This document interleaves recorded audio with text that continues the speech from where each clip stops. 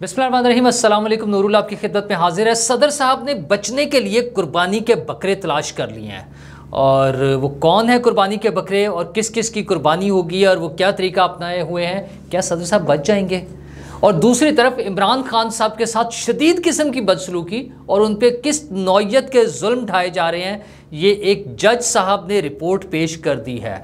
वो रिपोर्ट क्या है और वो कहाँ से आ रही है? वैसे अदालत के हवाले से और जज साहब के हवाले से देखें तो सुप्रीम कोर्ट में भी इमरान खान साहब गए थे, वहाँ से तो उन्हें रिलीफ नहीं मिला और उनकी मज़ीद पेशियों की तैयारियाँ हो गई हैं। अब वो अदालतों में पेश किए जाएंगे, देखते हैं कि क्या होता है, क्या रिस्पॉन्स आता है। लेकिन इन सब बातों से पहले आपको बताऊं कि हरीम शाह बड़ी पक्की निकली। उसने कल ही धमकी दी थी कि इमरान खान, ज़ाहिर इमरान खान साहब की फेवर में, उसने कहा इमरान खान को नहीं छोड़ा तो मैं दुनिया उल्टा दूंगी।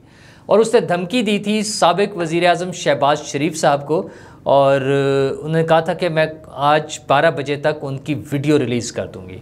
अच्छा, वैसे तो मुझे समझ नहीं आती कि शहबाज शरीफ अब वज़ीर आज़म नहीं हैं, बल्कि वो पाकिस्तान से भी बाहर जा रहे हैं, चले गए हैं, लंदन जा रहे हैं वो। तो शहबाज शरीफ को धमकी देकर कैसे इमरान खान साहब को रिलीफ दिलवाया जा सकता है? लेकिन वो बात, मैंने कहा था, बात की बड़ी पक्की है। उन्होंने जब धमकी दी कि मैं शहबाज शरीफ की वीडियो रिलीज़ करूंगी, तो उन्होंने वीडियो रिलीज़ कर दी।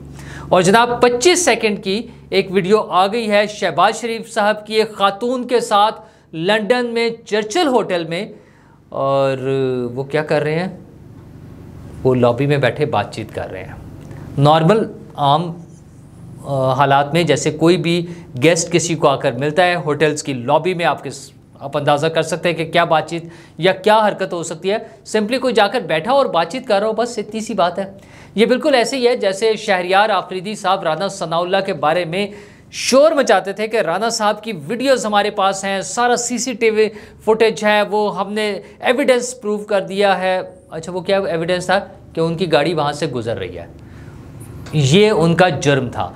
तो सिमिलरली हरीम शाह साहिबा ने जो शहबाज शरीफ की नंगी वीडियो लानी थी, वो उन्होंने बताई है कि वो एक खातून के साथ लॉबी में बैठकर बात कर रहे हैं।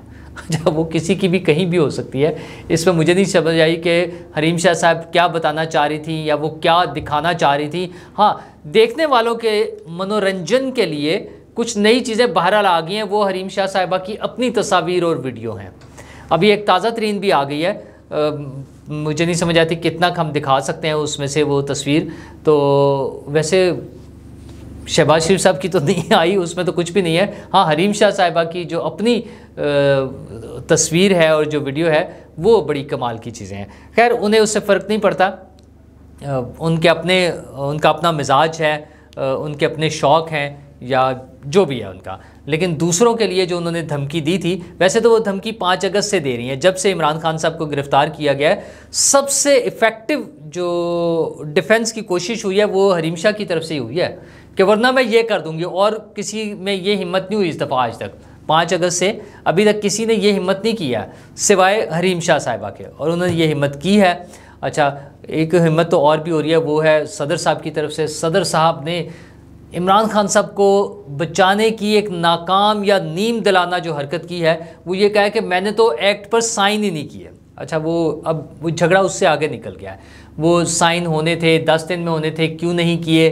अच्छा, फिर वो बार बार अब लोग सोशल मीडिया पे शेयर करें कि सदर साहब जब किसी बिल पर साइन करने से इनकार करते हैं तो उसका क्या प्रोसीजर है। वो एक नोट बनाते हैं, एक लेटर लिखा जाता है, उस पर उनके दस्तखत होते हैं कि मैंने इनकार किया है, इनकार के भी दस्तखत होते हैं। अच्छा, फिर वो अपने ही सोशल मीडिया से, प्रेसिडेंट ऑफ पाकिस्तान के अकाउंट से और अपने पर्सनल अकाउंट से, डॉक्टर आरिफ अलवी वाले अकाउंट से, वो ट्वीट कर देते हैं। उसमें बताते हैं कि मैंने इस वजह से ये बिल वापस कर दिया और इसकी ये वजूहात है। इस मरतबा तो उन्होंने कुछ किया ही नहीं, सिंपली उन्होंने एक्ट का टाइम गुजरने के बाद, हुकूमत की तरफ से ऐलान होने के बाद कि वो कानून बन गया है, उसके भी 24 घंटे के बाद उन्हें याद आया कि मैंने तो साइन ही नहीं किए थे, और पता नहीं किसने कर दिया। फिर उन्होंने अपने स्टाफ पर बर्डन डालना शुरू किया और अब उन्होंने कुर्बानी के बकरे तलाश करने शुरू कर दिए हैं। सबसे पहले उन्होंने अपने सेक्रेटरी वकार साहब को तब्दील करने का अहकाम जारी कर दिए हैं। अच्छा, तरीका देखें आप, सदर साहब ने सेक्रेटरी को तब्दील करना है तो वो इस्टेब्लिशमेंट डिवीज़न को लिख रहे हैं कि इनको तब्दील कर दें। वैसे तो वो अपनी चॉइस का एक नाम भी दे रहे हैं कि हुमैर अहमद को दे दें, वो मेरे सेक्रेटरी होंगे।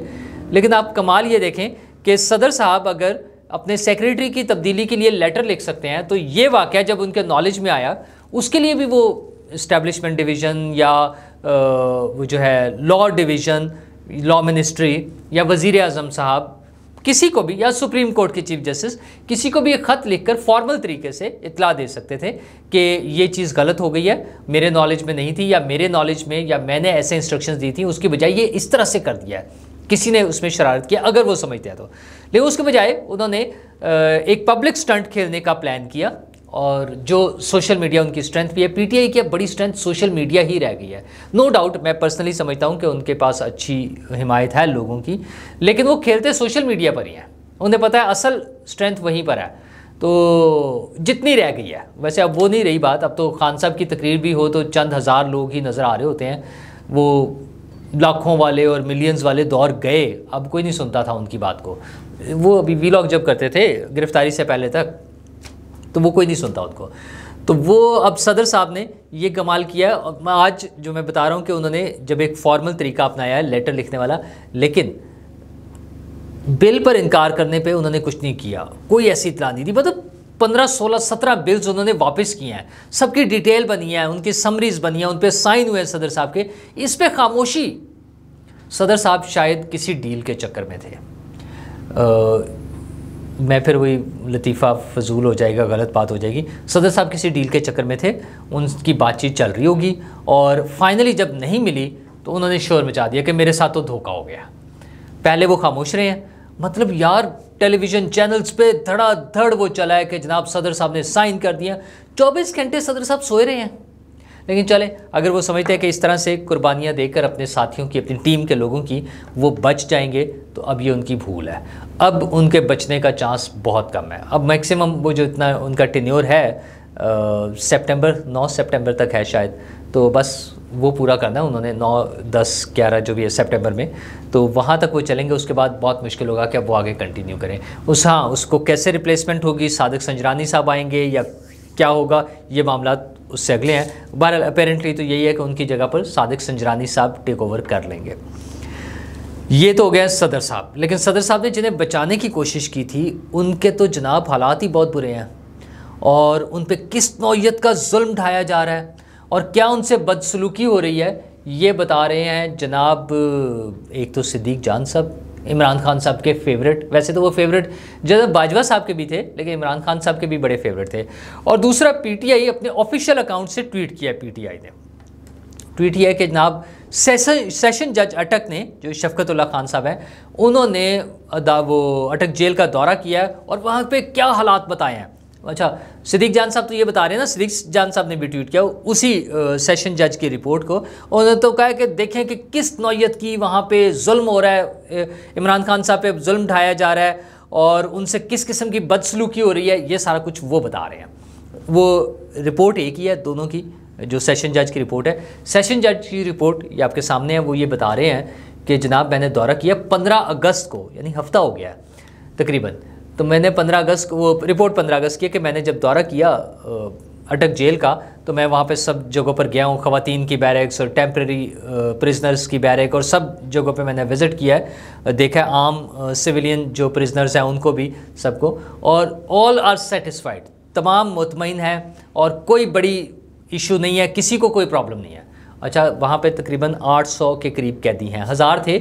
इमरान खान साहब के जाने के बाद तकरीबन 200 लोगों को वहाँ से शिफ्ट कर दिया गया। स्पेस खुली चाहिए थी, खान साहब ने वॉक शॉक करनी होती है, वो भी मैं बताता हूँ कि अय्याशियाँ क्या चल रही हैं खान साहब की, वो मैं बताता हूँ अभी आपको।